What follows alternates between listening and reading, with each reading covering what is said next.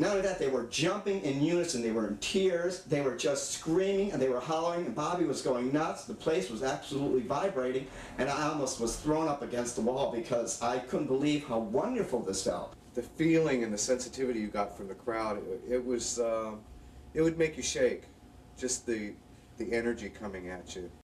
It wasn't like a Saturday Night Fever disco at all. It was the underground, the art form, the mixes that Bobby Viteritti did. Viteritti had a very classy magic and control over that room.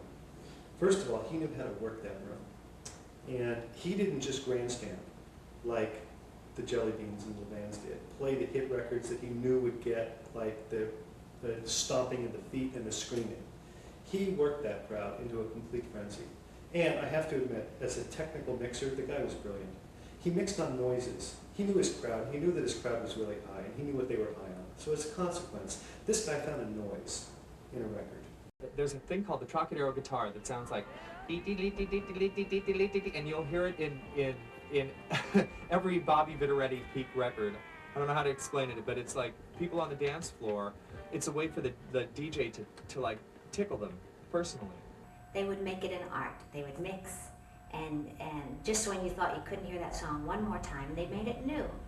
And the lights were just flawless. They'd pick up every just strange beat and just take you on magical trips.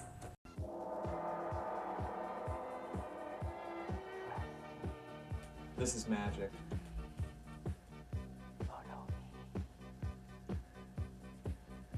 All right.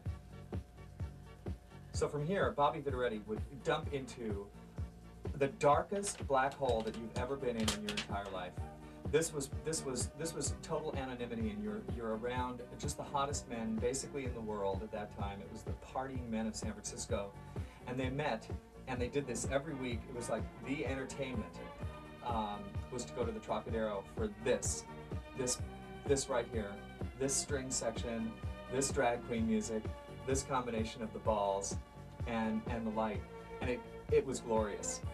It was a little bigger than just people dancing, because by this point everyone was so high and sharing so much.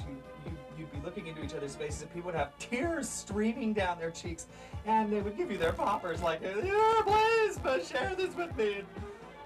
And then came like a latter stage of morning music, which was generally a little more spacey, a little more tweaked. It's where the DJs really played with your heads. It's where the best DJs shine, was their ability between 6 and 7:30. They'd take a record that should be played at 45 RPM, and they played at 33 RPM sped up all the way. So there was this sort of slow motion